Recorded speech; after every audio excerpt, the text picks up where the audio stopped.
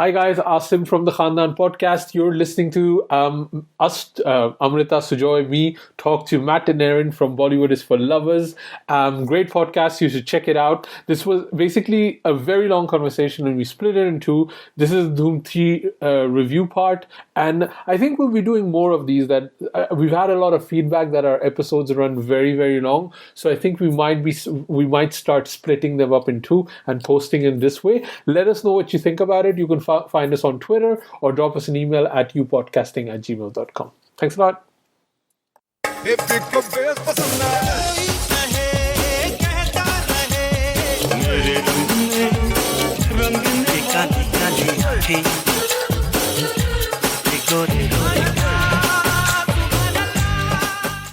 Hi everybody, you're listening to the Khandaan Podcast by the You Podcast team, a bi-weekly podcast revisiting the movies of Aamir Khan, Salman Khan and Shah Rukh Khan. Every show we pick a random year from 3 decades of collectively 300 films the Khans have done and let our listeners vote which movie we should talk about. So it's entirely up to you. Pick a team, make a vote, take us down nostalgia lane, punish us, or make us reassess a movie we dismissed. We love the Khans, most of us, sometimes. And we would love for you all to be part of our Khandaan, because when it comes to the Khans in Bollywood, nothing else really matters. Guys, you picked Dhoom 3. Thank you for that. Why did you pick Dhoom 3? Okay. We already explained. But here's my defense cinematically of the movie. Okay. I cannot think of many other directors who have tried to emulate Nolan's visual style and action, and no, not just setting a movie in Chicago. Like the car chases look like the ones in The Dark Knight. Yeah. You'd think this would be ripped off a lot more, considering how popular The Dark Knight was, and the sort of wide-angle gray use of those buildings. Like, there are not many movies that look like this. They also use some really interesting choreography for the dancing. I know when we were talking with Asim yesterday, talking about tap dancing, cannot for the life of me think of another Hindi movie that has tap dancing like this stomp style thing. And it plays to, Amir not being the most amazing dancer, and there's no way he's going to replicate Hrithik Roshan's dance in Dhoom 2. So they thought of an interesting way to use him in the dance scenes. And this movie, there are not many other movies in this genre of buddy cop movie. This one's probably the least focused on Jai Dixit and his partner. But that is a well-worn category of movie in Western movies that I love. I love Lethal Weapon, any Shane Black movie, that kind of thing. Like, those are great. In Hindi, you get tons of super cop movies, but not a lot of the horny cop and the cool cop, or the dumb cop and the smart cop. At least that we've seen. Keep in mind, we've been mostly watching 2010s and up, and some 2000s. Maybe there was more of these back in the day, but between this and Dishoom, that's the two sort of buddy cop franchises, ? That I could point to. So I think that this movie's kind of unique in that it's playing with a lot more Western tropes than we typically see in Hindi movies. And then you also have, for me, the amazing appearance of Katrina Kaif, changed my life. Her dance scenes are fantastic. And the Great Indian Circus stuff, I think that stage show is awesome. I would definitely go see that if it was around. We tried. Yeah. We went to Chicago to visit, actually, the friend that we went to go see this film with, Juliet Franklin, who's been on our show. We went to Chicago to visit her, I don't know, a few months after this film, probably. Yeah. And so we took pictures outside the Shea Aquarium and said we're at the Great Indian Circus, and yeah, it's actually an aquarium in real life. Yeah, it's an aquarium in real life. And so and it was really funny because when we were in Chicago, I actually kept looking around at the things, and with the bean, I'm like, it's from Dhoom 3. It's the bean, yeah, and the sort of underground driving part that they have the fire stick fight in. Like, we were there. Yeah, I appreciate that aspect of the film more now, having gone to Chicago a couple times. It's just great location photography. Yeah. I don't know if the depiction of the Chicago police is particularly accurate, because I don't think they shoot anyone once. And if this was an American movie, they'd be, like, shooting constantly. They're always, like, just holding their guns up as Amir Khan just rolls up on a motorcycle. In real life, like, just riddled with bullets, so it's what you probably see. But yeah, it's maybe a more like a happier version of American policing than it is really what you really see. Yeah. But like I get that this movie is silly.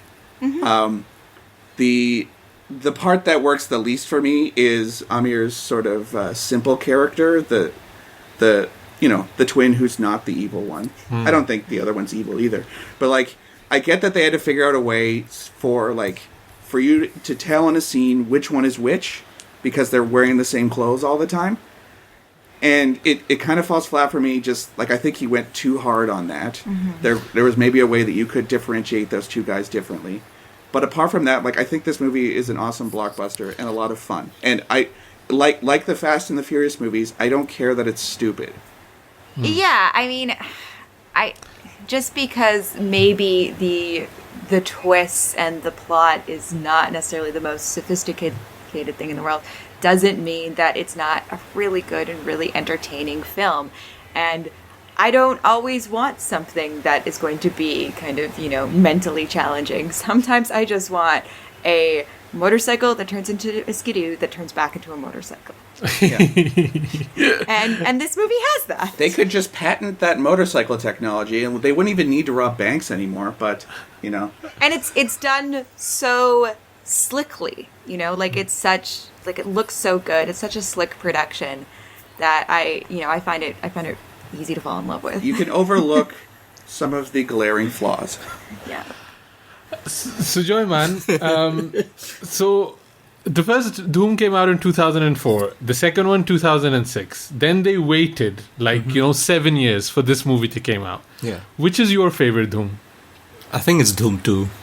Why is that? Like, that is a question I feel that this is like a general consensus on like Bollywood, how Bollywood feels that Dhoom 2 is the best one. Why do you think that? I don't know. Like, I think it was quite balanced between the antagonist and the protagonist in a way. Just I can see that Jay and Ali just pretty much disappeared in this movie. It became an Amir Khan two Amir show, rather than and Dhoom 2. Struck that balance pretty well, and not to mention that Hrithik Roshan is a much more compelling screen presence as an action hero kind of a role than Amir Khan, I think, and he's a much better dancer. So if you consider the basic elements and break down Dhoom into like music, comedy, and action, I think Dhoom 2 is better in all three of those basic traits than Dhoom 3 and also the first Dhoom. And I think pretty much that's why.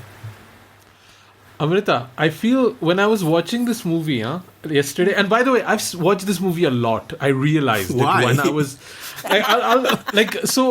I've done when it came out, I did a podcast with our old friend Filmy Girl on You Podcast Bollywood Edition, so that's available if you want to hear my fresh thoughts.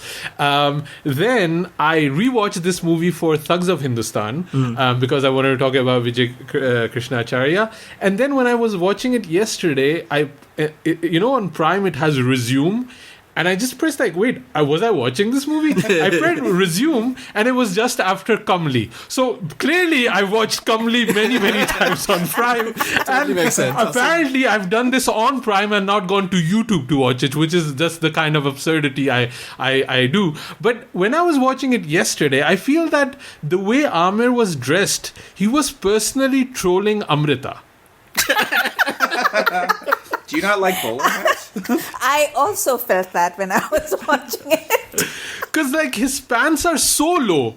It felt like it was talking to Amrita saying, Amrita, my pants are low. Are you happy now? You know what I noticed about his low-rise pants? It's the fact that he has no idea how to wear them. So he's just leaning back at a 45-degree angle every time he's shirtless. Like, he's just leaning with his pelvis for no good reason. Like, he's just like, like he's basically fucking the camera every time. Because he's close to like dong action, like to kind of just get back to the dongs. Like he's very close, Amrita. Would that have made you happy? But like it was also really funny because he had on that bowler hat, and the thing is, men whose ears stick out to that extent shouldn't be wearing bowler hats. It was a choice. I am sure had to sell him as a circus performer. I am bloody sure that Aamir auditioned a line of hats and picked that one like after months and months of research. Well, he can flip it around and like spin it. Mm-hmm. To show that he's always doing tricks. But like the beginning of the movie where the kid is like in 1990 Chicago, but for some reason it looks like Depression era Chicago. He looks like a Dickensian orphan. Like that's what he looks like. There's just urchins going around and getting in fights with each other. Yeah. And the kid is wearing like a newsboy cap. Like what? Yeah. I love that he also goes to the pawn shop, and the pawn shop is manned by Harry from Ain't It Cool News. Yeah. It was so weird. And then, I'm trying to think of like the good things. There's so many. I get it. It's hard to remember all of them. I was listening to you and Erin talk, and I was just like, I wish I could see this movie through your eyes, because it seems to be like such a better movie when you talk about it. Imagine this is the first one you saw on a big screen. And you cannot speak Hindi, so anyone's accent or the way that they sound doesn't sound stupid. So I actually didn't really care for Katrina like having like a weird accent or something in this film, because I was just like, it's fine. Like, everybody in this film is like, she's the least of the problems in this movie.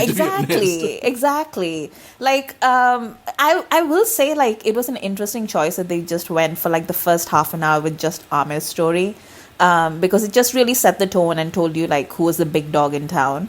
And then it was also like really it was really unfair. Like I was like listening to Sujoy talk about how everything was balanced with Hrithik in Dhoom 2, and that's because Hrithik obviously has more charisma than Abhishek and Uday Chopra, definitely, but Aamir is like leaps and bounds a better actor. And you can literally feel this movie's energy dive the moment it moves to like Uday Chopra. And it doesn't even move to like Jay, like it moves to like Uday. And immediately it's like 10 minutes of Uday Chopra trying to like maintain your attention on the screen. And I was like bored within like 30 seconds.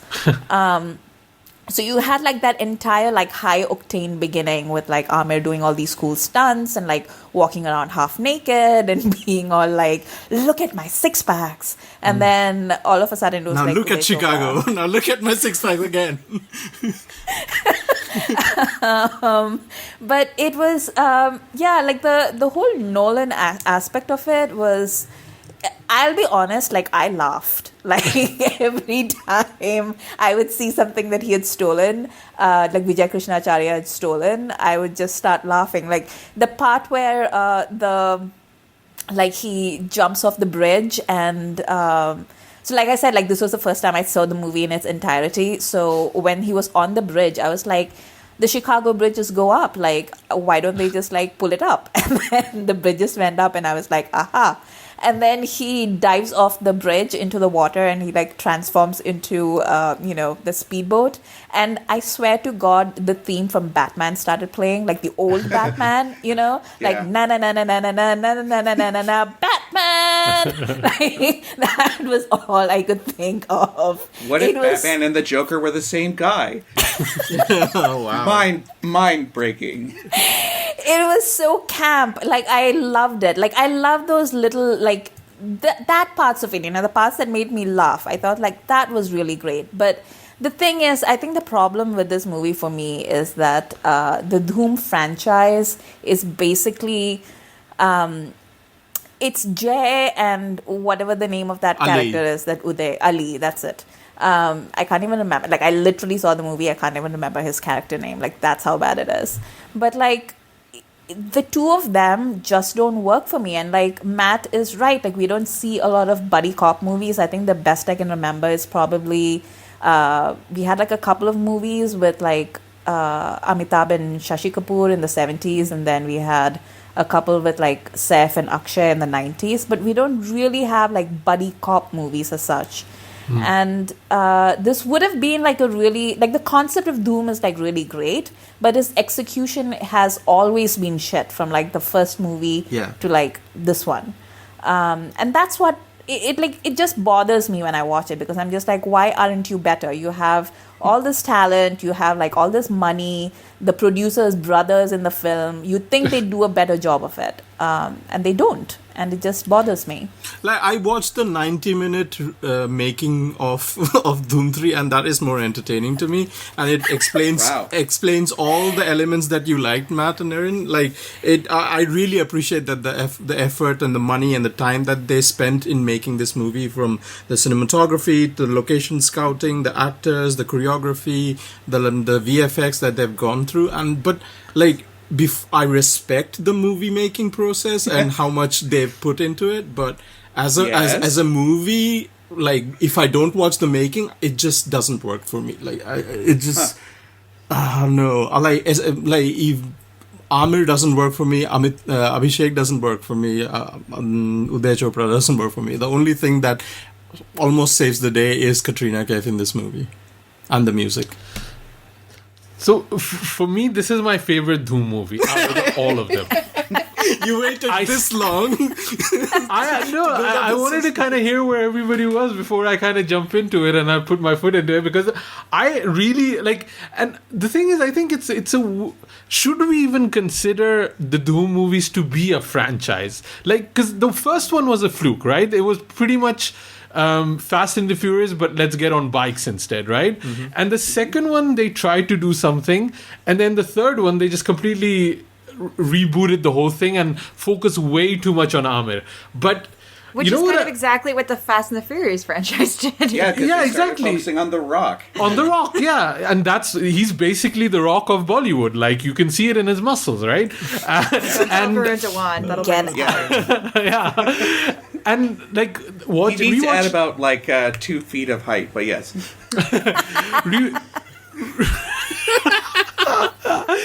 Amrita will always laugh at an Amir's short joke. There's so many in this movie, though. There's so many in this movie. Like, he's literally looking at Abhishek at a 45 degree. But what I really like this time watching it, because War came out not too long ago, I felt when Dhoom 3 came out, we didn't give it enough love on the stunts, the bike stunts that they do. Yeah. Because everybody went gaga about War, not War 3, War. But I think Dhoom 3 does a really, really good job with the bike chases. Like, it's like Tom Cruise level of like stunt work. It's really, really good. And that part, he drove a bike along that wire. Amazing. Well, and the when they have like the bike fight. Yeah. Fantastic. I love it. It's so good. And just like bike porn, like the bikes that they have, I don't know anything about bikes, but they just look like really, really cool bikes. He comes in that black one and they're like, wow, that is like a really cool bike. So that I really, really enjoyed. And the other thing, this movie, the zone that it's in, again, like, this is... because we've been watching Bollywood for so long, you pick up on some cues. And there's a word that they constantly use because they have this Jackie Shroff speech that they constantly repeat. And there's one where they use the word Foladi, which means like steely resolve. That's what they translated at in the subtitles. But when you use that word Foladi, you know that you're in a Kadir Khan 1980s kind of masala filmmaking. Like, you know, it's just a word that doesn't get used that much. And they use it constantly. And I feel that's where, like, Vijay Krishna Acharya kind of, that's the zone he's in. I mean, in the making itself, like, you know, this is coming from Uday Chopra, saying that Aditya Chopra sort of thought of this franchise as a nod or a hat tip to the Manmohan Desai movies. And that's why he collaborated with Vijay Krishna Acharya, because he's also from that zone. He's done Tashan, he's done Thugs of Hindustan and the Dhoom series. He's written all of them and he's directed this one. And that's where his heart is. The whole Manmohan Desai, Kader Khan universe of, you know, cops beating the shit out of, you know, villains and goons in slums, and the intro scene of Jay and Ali in this movie, that's very, very Manmohan Desai, isn't it? Yeah, and I appreciate that, and I think there was a video I retweeted about Gonzo blockbusters, and I think Vijay Krishna Acharya. Sorry. It's a Patrick Willems video. Yeah, Patrick Willems. Yeah. I love Patrick Willems and I love his videos, and I love that he coined this term, because I've always been wanting a term to explain the movies I love, and this is what Dhoom 3 is. It's Gonzo filmmaking, and I think how Patrick Willems explains it is that it's visually grand. It has amazing, like, innovative stunt work and kind of like looks great, but sometimes the narrative of it fails a little bit, or it's not perfect. And as a viewer, because you're getting so much on the visual aspects of it, that you're okay with the story and the narrative not being that great. And the other examples he gave was like Aquaman and Jupiter Ascending or Descending, one of the other. Ascending. I love Which all I of love. those. Yeah, those are great movies. I will go to bat for Jupiter Ascending. I love Exactly. that movie. Yeah. I that's the kind of zone he's in, and that's what I really, really love, and that's why I love Dhoom 3. And there's a few of the stories that came out when this movie came out is one. Maybe you've forgotten this, but like the amount of money they spent on Malang, which is a 9-minute song. Like, it's insane. Like, it's like a whole Cirque du Soleil theater production just in one 9-minute song. And then the other news story that also came out, it started before Dhoom 3, is about how Abhishek got shafted in this movie, and it all became an Aamir show, which were clear rumors that were totally valid in this movie. And it's funny because it's foreboding in Om Shanti Om, where they kind of make that joke that Abhishek has no role in Dhoom 5, but it actually happens already in Dhoom 3. So it's just kind of, I really appreciate it, and I like Matt and Erin, like this is the kind of movie I wanted to watch now. Like, I don't want to watch anything dark, I don't want to watch anything deep, I want to watch fluff that looks great. And have you watched Cobra Kai? That's kind of this. I did watch Cobra Kai. I really enjoyed it. Yeah. But you guys were also talking about, and I think why we wanted to talk about this movie was about Katrina Kaif, and she's done 1, 2, 3, 4, 5 movies with Yash Raj, I think. She's done Mere Brother Ki Dulan, Jab Tak Hai Jaan, the 2 Tiger movies, Dhoom 3, and then Thugs of Hindustan. And I think all those movies. So yeah, I think she has like a really good relationship with Yash Raj, and she's been really grafting. Like, I think she does the Dhoom 3 and the Thugs of Hindustan where it's a very small 20-minute role, but then she can do like for them a Mere Brother Ki Dulan, or, you know, she has the association with Ali Abbas Zafar, which is now going to be kind of a superhero movie franchise. Yeah. So, and what I also wanted to say is, like, she's a good actress because in the second half of the movie, she's doing Malang, and they explain, like, when the second Aamir comes in, they explain where he was kind of in the plot and the heist and things like that. And you see him doing his goofy face really close to Katrina Kaif, and Katrina Kaif does not laugh like full on in his face. I think that's acting. That is the level of acting she delivers in this movie. So she deserves all the praise. Like that face he does, it's insane, and she constantly keeps doing it, and it's. Like, because in The Prestige, which a lot of this is inspired from, like there was no physical difference between the two Christian Bale characters, right? As much as I remember.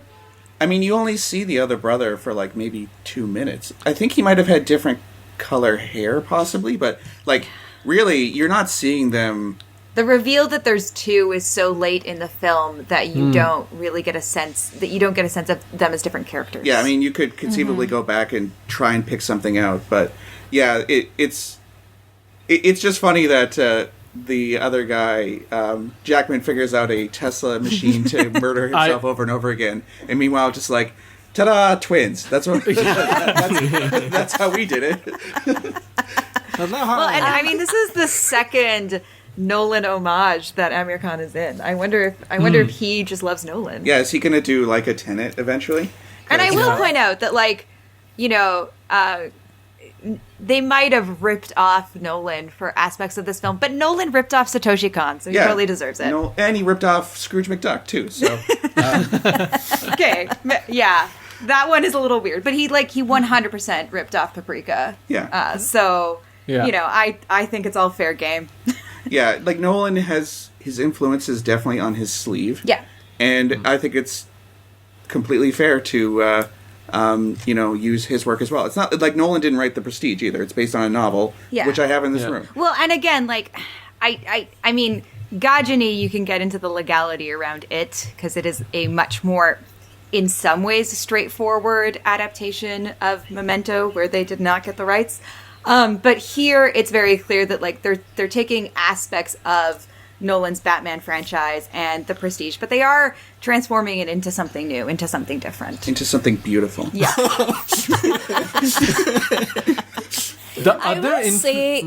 I will say that like the reveal scene, the way they filmed it, with the two Amirs through the looking glass, basically.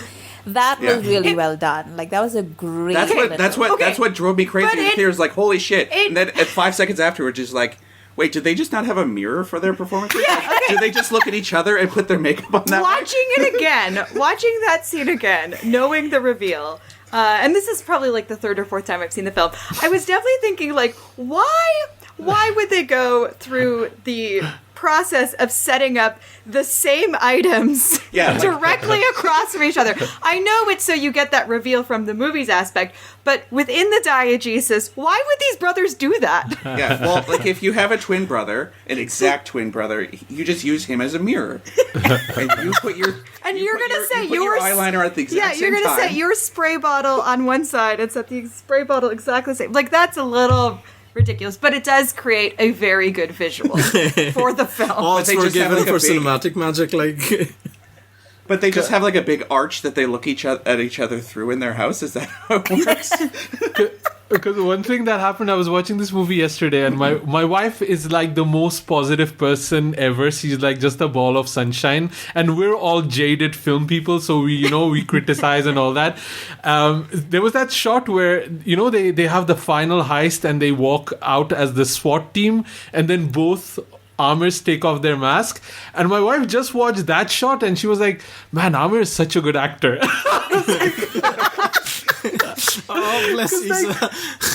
I know, like, what would I do without all of this positivity in my life, right? But there was this thing that he is able to just visually tell you that these are two different men. They have different, and in that shot he's not even doing that weird face that he does, with that smile and that looking up. But he physically is able to kind of do two different things. But I feel going that far as the simpleton and the ticks that he pushes, it's too much. If he'd kept it a little toned down, I think this movie might have been more palpable for a lot more people, where they had a lot of issues.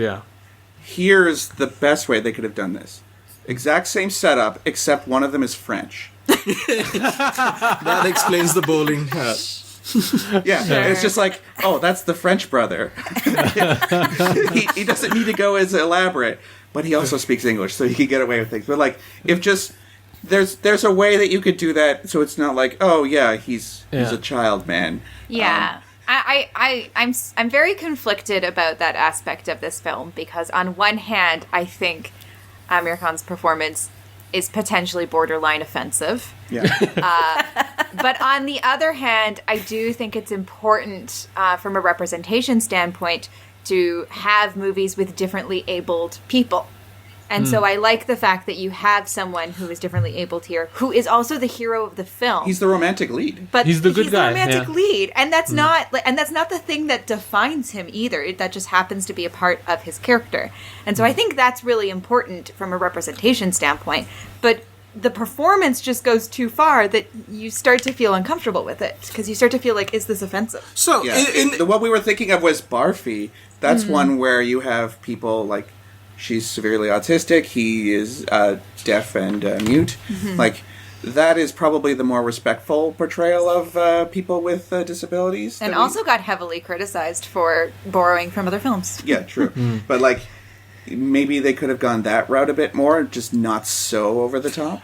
Yeah, I think he could have toned it down. But also, like, in the making he can tie his of own shoes, video, like, Amir never mentions that the second guy has a mental disability. He's just playing it like this guy has a speech impediment, and that's all that he's worked on. I kid you not. He's like, they've just mentioned him that this guy has some tics and got a speech impediment, and I'm going to play it like this. Is that what he thought? Yeah. Because he's like going he's full on Rain Man in this, right? Like, speaking of influences, like, this is Rain Man pretty much. But there's like literally a joke that he makes, like, in his introduction scene where he's explaining who he is. Like, he talks about like how his dad said that he was a gift from God, and how they were just sharing a little bit of the gift with the bank. Like, that's a literal joke that he makes about it. So I'm just like, did he just not know what was in the script? Like, what? Okay, so I gotta ask you, because I put a note down, and it might be that we've not all seen of these movies, but so all of the Khans have played disabled characters to certain degrees, right? So Aamir has done this in Dhoom 3, Salman has done it in Tube Light, Kyunke, and Tere Naam, and Shah Rukh has done it in My Name is Khan. Who do you think pulls it off the best? I'm going to say Salman Khan in Tere Naam. I mean, he does. I mean, of course you are going to pick that. Oh. He does. As long as he you're does. not saying Tube Light. No, I'm not. I'm clearly picking Tere Naam as just the disabled kind of character. Kyunke, there's moments that is good. What do you guys think? Who pulls it off the best? Okay, I gotta say maybe My Name is Khan, because that movie had a crazy ass story, but I believed Shah Rukh, like, yeah, he's this guy, like he's doing such a good job that it doesn't seem like stunt casting or something. Like, I get it, like his disability is not the movie. He's the treatment of Muslims in America. That's the movie. But and also a crazy bit in Georgia where he's helping out after a flood for some reason. But like I felt that Shah Rukh did a pretty good job in that one. He didn't go full Tropic Thunder. I agree. Like, there's a scene in My Name is Khan where she kisses his cheek and he blushes, and it is possibly like one of my favorite shots of Shah Rukh ever. I think it's a crap film. Like, that film is so problematic on so many levels. Oh my god! But and I can't believe that even to this day, Karan Johar thinks that that's his masterpiece. That's just another level of delusion. Like, what? Did not know that. Wow. He gets like really upset. He's like, nobody appreciated my film. I'm like, yes, because it solved was racism. What? He still has no idea what he made. But yeah, I think Shah Rukh's performance in that was really great. But in Tere Naam, like what Asim was saying, I think that's the movie where Salman actually tried the most. Like, I could see him straining for that bit of acting in the the part where he's been admitted to the asylum. But no, man. I can't. That's a bridge too far. Again, I stand alone on this mountaintop.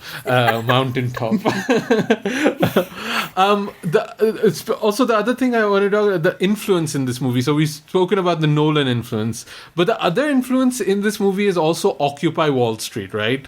Like, Yeah. go back to 2013. This is an Occupy Wall Street movie. Yeah. Well, the Dark Knight Rises was totally that too, except Bane was using that as like a cover to do crimes. So I think Nolan's actually probably more conservative on this, whereas in this one it's just like, yeah, can I swear? Is that okay? Yeah, of course. Yeah, I do it all the time. Fuck the banks. Fuck them. They've been swearing. Okay, good. But like, fuck the banks. They're a pox on society. Rob them. It's fine. Mm-hmm. Yeah, I think that's one thing that makes this film so palatable, especially in a time when I think we're starting to look at cops as heroes differently, is that the real villains are the banks, and it's really easy to hate banks. Like, they're very clear about that. Just an evil American guy with a hard to place accent, but I was thinking maybe South African. But there's plenty of American guys around, presumably, when they were making the movie, but they went with that guy.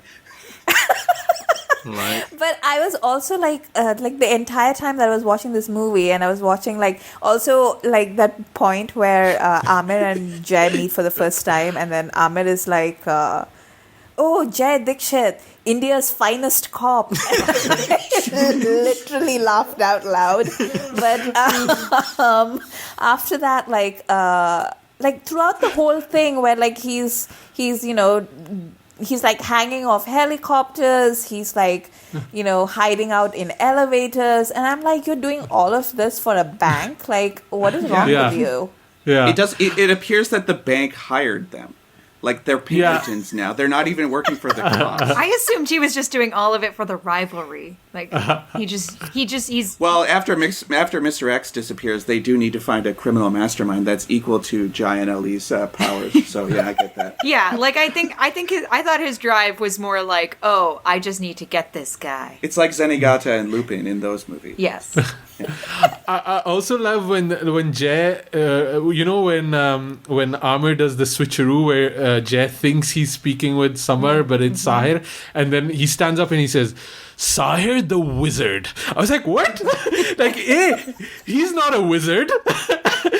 Being a wizard is a very specific skill. And secondly, nobody has called him a wizard in the entirety of the movie. Like, he's a circus performer. He's trying to think of his own sort of criminal name, though. We hadn't really heard about it. Yeah, he doesn't really get like a... Oh, no, they call him Charlie. No, he has this whole story about this Charlie guy who used to be in my circus. Always wore clown makeup. Never knew what he looked like. Anyway, I'm pretty sure it's him that's doing all these crimes. Not me. I also really enjoyed that detail of their big menacing message to the banks is bank walo tumhari aisi ki taisi. Yeah. That's so many words to write down, right?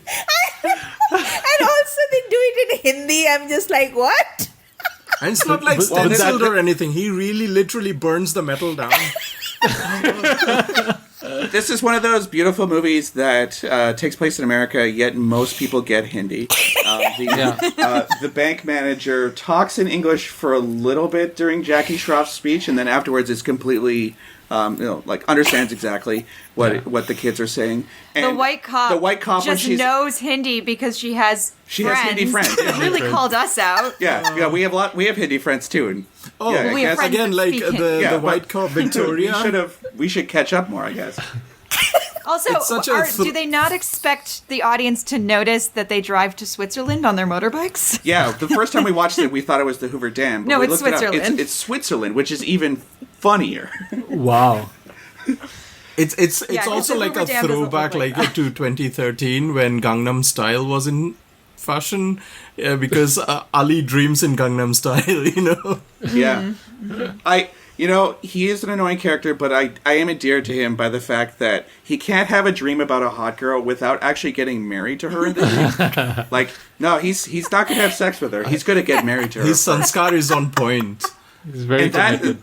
I'm pretty sure that happens in the first two too. Like that's his redeeming trait across all of them. Horny all the time, but he will get married. Yeah. I think in one of the earlier Dhooms, he looks at Bipasha and he starts dreaming, and he's running on the beach in like Baywatch gear, but it's with Bipasha, him, and his kids. It's adorable. It's always the kids. I like that. He's a joke. family man. I don't know. I could see people finding that joke that repeats throughout the film subjectifying, but I kind of think it's cute. But it does the sort of thing that they often do to Katrina Kaif in movies too. It's like, why does she sound like that? Oh, she spent a long time in England. That's why she sounds like that. Yes, if we ever create Bollywood bingo, we should create a Bollywood bingo card. The lampshading of Katrina Kaif's accent is 100% of the square. Yeah, but they did it with the white cop too. I got lots of Hindi friends. It's fine. Yeah. Okay. Then she does nothing else the whole movie. I think she drives some people places and they go to her house. That's it. Yeah. Why is she even in the movie? I don't know. Just so... She needs to be the liaison between Chicago and them. I don't think she says anything else in the rest of the movie. No, she doesn't. I was counting words. She doesn't. Yeah.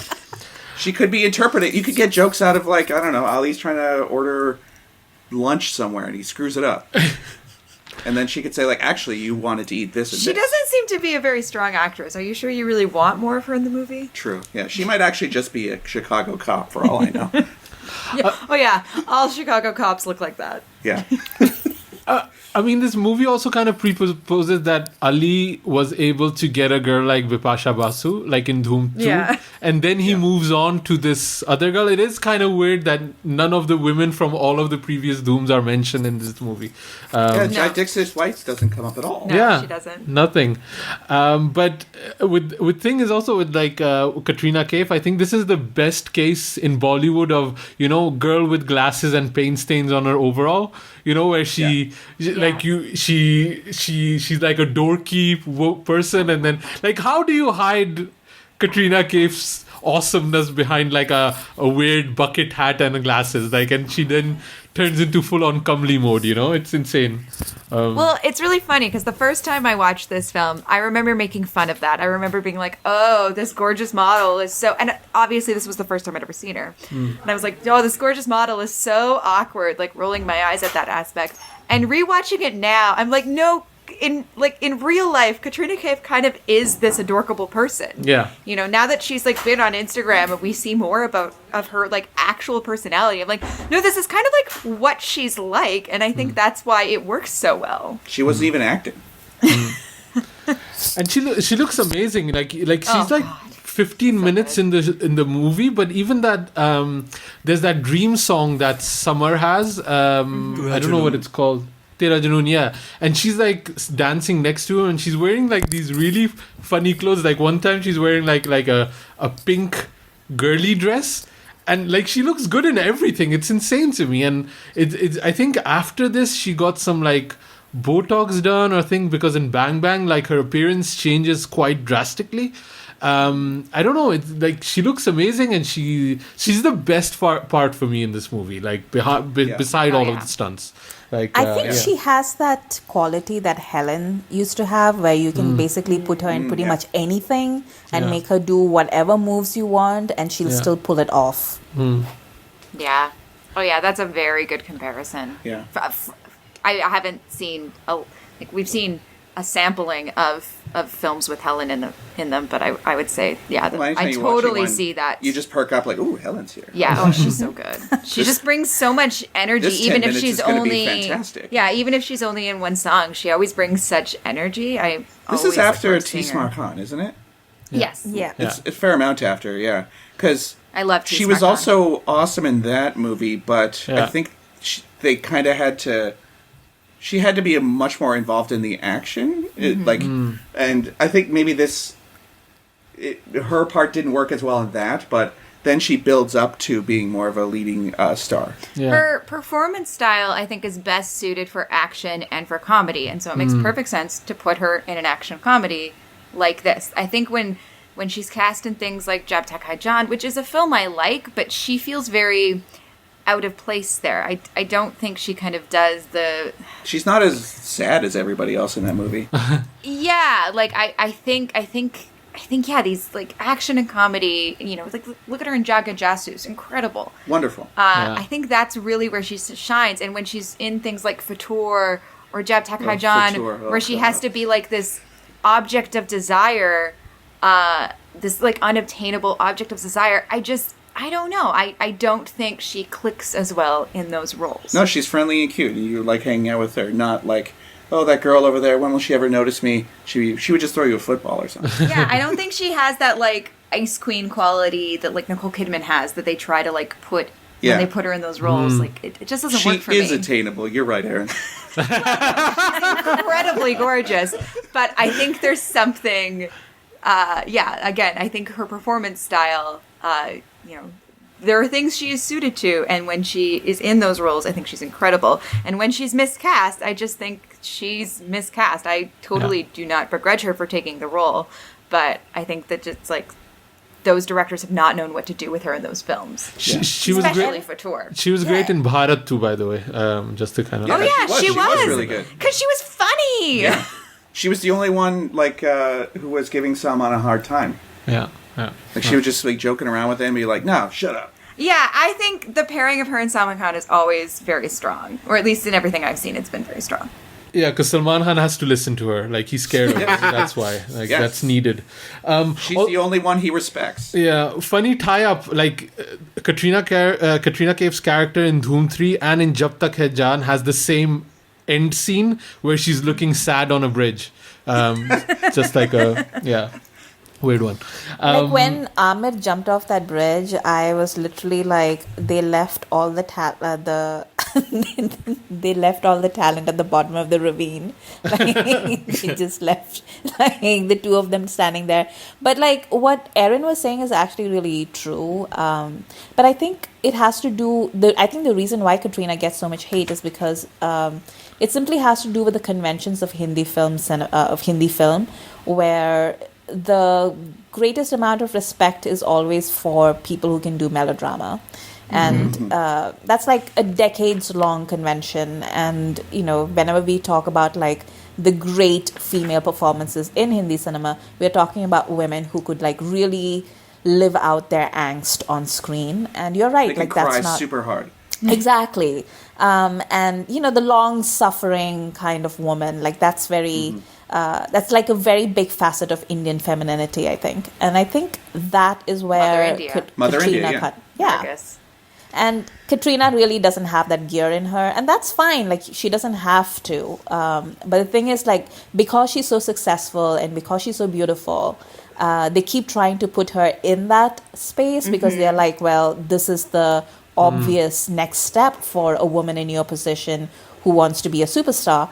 And then she just falls short every time. And then they're just like, oh, Katrina can't act. But in fact, she is actually really good at comedy. She's really good at action. She dances really well. But again, her dancing is very atypical for Hindi film because she doesn't do like classical dances. She could never it's like do hip-hop dancing. Right. And she's great at it. But she can't do like a Madhuri Dixit routine. She can't do an Aishwarya Rai routine. She can't do any of those. Who does? But I also don't want to see her do that. Yeah. I want to see her do what she's good at. And so again, that's why when I talk about her being miscast in some films, I sometimes I feel like people take that out on the actors, and it's like, no, like take it out on the people who cast her. Right. She's such a modern person too. It doesn't make sense for her to be in Great Expectations. Yeah, but I also think that like the way that we judge performance, when you talk about kind of melodrama, you have that in Western films as well. That's why like Meryl Streep has won all of these awards, and for years people have disregarded the performance style of someone like Keanu Reeves because people think that good acting is being able to disappear into a character and be give an emotional face. Yeah. And they forget about other styles of performance and the Oscars, they really kind of only value certain styles because that's what people think good acting is. People think good acting. That's what other actors think. Good acting is being able to cry on demand with lots of snot. Yeah. But it really kind of puts an idea of performance into one lane and when actually, like, there's many different styles. I think it's what you were saying, Amrita, also is that that classical dancing style, but I don't think any heroines now can do that anymore. Like Alia tried it and she failed miserably. yeah. Like Deepika does pretty good. Deepika does it. Deepika does it, yeah, she does it. Yeah, I guess Priyanka and Deepika are both right. But what I wanted to also get back to, I think the other problem with Katrina is that the language. I think people like native speakers just cannot get over the accent, however much. And I think for obviously you guys, Matt and Erin, that's not a problem, right? You don't hear the accent, and I don't mind because I love an accent. Like I actively love it. If Hollywood can embrace Arnold Schwarzenegger, why can't Bollywood embrace Katrina Kaif? Yeah, and I think that thing always comes back. And I think because Katrina Kaif is also a very smart performer and a very hardworking performer, and she knew that there was a moment in her career, I don't know which movie it was exactly, that she switched from being a dubbed actress to doing her own lines. I think it's Namaste London. That might be the one. And you can see the effort that she put into learning this language. And I think at this point, like Bharat and Zero, she speaks Hindi quite well. There is the accent, which she's not going to lose, but I think she's a capable actress. But I think still now people will still say she can't speak Hindi, and that's just like objectively not true. That also has to do with the kind of roles, because like when she's in something like this or she's in Zero or something, the accent doesn't really matter that much.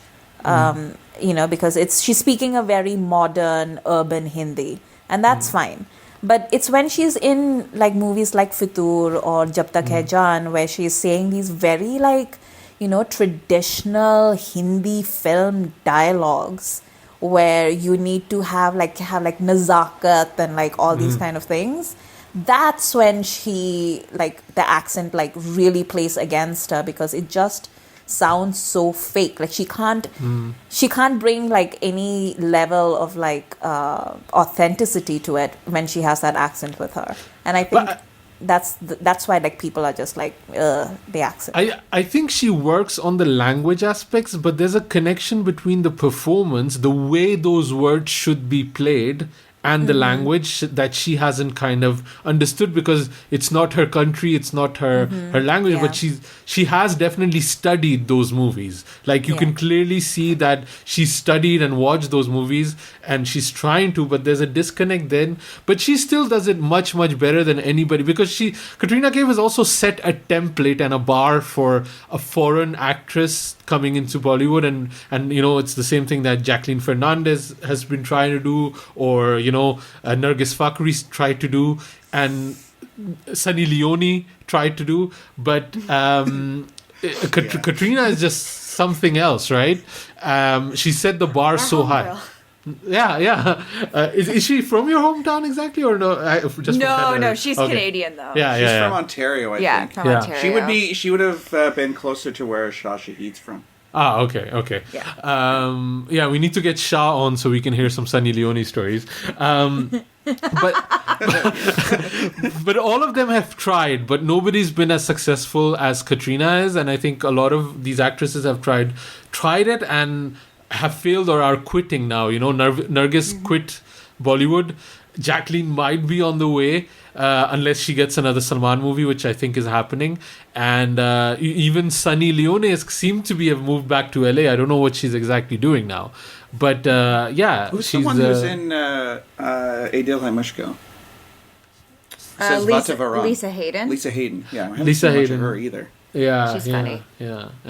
Well, and I think it's because Katrina Kaif doesn't just let her good looks do the talking. She puts in the work. She doesn't just rely on how beautiful she is. Yeah. She puts in the work. And that's why I have so much respect for her. That's true. There's this entire narrative, this very misogynist narrative out there that's like, oh, she just slept her way to the top. And I don't think that's true at all. I think it definitely helped her access certain projects to be Salman's girlfriend. And she probably got like a certain level of protection from the kind of skeezers that she was working with in the early part of her career. But I honestly think like she's one of the hardest working people that I have ever seen in my life. Like she is not just the hustle, but also like, you know, the learning the language, like investing her time in learning to dance, and then just like working on her persona. And she's just, and you can really see that arc of improvement over the years. And I'm really impressed by that. And I love when other actresses talk about her. Like I remember, I think it was Alia Bhatt was on Coffee with Karan and was talking about being on that tour that they were on together and how she would be in the gym every day encouraging her to work out more. Yeah. I don't know how they're getting along these days. but I just remember, I don't know, it's nice when like to hear that the thing that, you know, you are seeing in someone, that the people who are actually working with them are seeing it as well. Yeah. She's got also like a great friendship with Anushka Sharma. Like there was a lot of like posts and stuff like that. Oh my God. The publicity tour for the publicity tour for Zero, where one of them wore a Mountie costume for some reason. Yeah, like, that was weird. Oh, I hated Zero so much, but I loved Katrina Kaif in it, and I desperately want someone to make a rom-com where Anushka Sharma and Katrina Kaif play love interests. Oh my God, that would be amazing. Movie, it would be so good. They have so much chemistry together. Yeah. Just based on that publicity tour. I don't think they share a scene together in Zero. Yeah. No, but it does show something. It does show something when these actresses are going get along so well, and her co-stars are, you know, like actively saying that on Karan's show, which Karan is kind of the most bitchiest environment you can be in, and also very toxic towards specifically Katrina Kaif, I feel. Yeah. Like a lot of the way he formulates his questions and things like that, which is really shitty because she's helped him out with like appearances in his movies like Chikni Chameli, and then he, you know, like even that is a shitty movie. He asks her to do an item song in Chikni Chameli, and then he goes out and says, yeah, no, I would never do Chikni Chameli anymore. I was like, what the hell, man, you just keep throwing her under the bus. It's such a shitty move, but it's kind of like being able to you know, come out of that toxic environment, working so hard. You know, she's one for the ages. Like she's actually an Asian goddess that sings and dances like Liquid Lightning. Like it's an accurate. I love that line. Yeah. Bringing it back to full circle to Dhoom 3. I think we've been running quite long. So any other quick things that you want to talk about Dhoom 3? Anything, Sujoy? Any quick note that you still have about the movie that you want to talk about? Oh, Any other stuff you don't like? No. I just noted down something from the Uday Chopra interview in The Making, and he says in Ali's world he's the superhero, and that pretty much sums up everything. About Uday Chopra. Yeah, pretty much. Amrita, any random thought about Dhoom 3 that we forgot? I was just thinking, so I have like all these notes, I'm just going through them. And there's two things. Like one is that you know, like I actually found myself catching feelings towards the end where like they have that scene on the bridge. And I remember thinking to myself, well, this is why I think Aamir is a good actor, because even in this really insane sort of situation where everything is just like hammed up and everything, but he still manages to inject a certain level of pathos into what is essentially a very silly movie. And I really appreciated that about him. And there were a few shots like with his twin that I found quite sweet. Like we know that this is the same actor like playing it, but because he's such a good, like when he's tying his shoe and they're like cooking together, I just thought they actually seem to love each other, which is like, you know, you think about it, it's absurd because it's the same person. Well, you know, they did a really good job of like handing things off to each other, moving around in the space. Like that sort of double photography I thought was executed fantastically. I actually, I was like, well, of maybe course, Amir Khan has had a twin this whole time and we didn't know about it. Or, you know, he just loves himself most. That's what it is. Yes. And also, like, the thing that I noticed was, like, at the end where you have the Dhoom Machale song and, like, Kat is, like, dancing her tushy off. And Aamir is just like, you know what? I've just danced throughout this freaking movie. I'm not doing it anymore. And he's just like doing like various things with his twin. And he's just like, yeah, Uncle's got a rest. His old bones I mean, he's tired. dead. So what more can he do? Matt and Erin, any random thoughts about Doom 3 that we missed out on? I actually don't. During that sequence, those little bits of physical stuff with the two brothers, I actually really don't like that. I feel like it's just sentimentalizing these guys too much at that point. Like, I did watch a 3-hour movie about you. I don't need this little bit of business about how you're two. It's because you just wanted to go back to Katrina Kaif. Yeah. Yes, exactly. It was just like you're just why like, are you cutting away from the part of the movie that I've been building to this whole time? to her victory lap dance. Yeah. Yeah. I just like to say that motorcycle crimes need motorcycle solutions. So it's a truism in life and art that you do need to have that happen. Yeah, I think it's a fun movie, and I think, like you were saying, Asim, I think this is a movie that right now is really needed because there's just so much stress and uncertainty with what's going on every day with our daily lives. This is the kind of thing that you can just escape into, and I'm so grateful for it. I had such a bad day, and I came home and Matt was like, well, we have to watch Doom 3, and I was like, perfect. Completely changed my evening. I forgot about all my worries. I also love the fact when the big reveal happens and they show like how Aamir, the other Summer was involved in the thing. They seem to explain the things that are not like we have no problems with. Like it's fine that he was waiting there and he flew out. I want to understand how he defied gravity when he was on the skyhook. Like that's the part I don't get. But I don't think we need to know all like the entire elevator ride. Do we really need to know how that works? Like I'm pretty familiar also, with elevators. How does Katrina Kaif replicate the trick when she takes over the circus? Yeah, exactly. I'm just saying. I don't think there is a trick. Now that Alia has the circus, she's just flying around and people pay money for that. Because I would pay money for that. Yeah, exactly. I know. I would pay good money to just see Katrina fly around me on top. So all this while, the Great Indian Circus was just running on Alia rather than Summer and Sahir thinking it was their double act that was bringing all the tickets. The Great Indian Circus was inside her the whole time. It's the circus. Well, especially now that Cirque du Soleil has filed for bankruptcy. Yeah, we need the Great Indian Circus now more than ever. One also thing that I want to add with the positivity about Aamir is that he's built himself up a few times in movies. Like he's done it in Dangal, he's done it in Gajni and here. And his body looks different every time. Like, when John Abraham or Salman Khan get buff, it's the same body every time. But, like, he is actively going to different workout and nutritional regimes to kind of get a different shape. And that's just like such an Aamir thing. Like, like the way he would have probably chosen the bowler hat, because then he was also referencing Chup Chap Charlie, which makes you think of Charlie Chaplin. Like all of these things like probably goes into his mind, but then it is Aamir in a Dhoom 3 movie, so it's it's just a kind of a funny mix. Even his body is a method actor. It's amazing. Cool. Let's wrap things up. This was so much fun. Matt and Erin, where can people find you online? Thanks so much for having us. There's Bollywood is for Lovers is the podcast. At Bollywood Pod is our Twitter, and you can find out what we're up to there.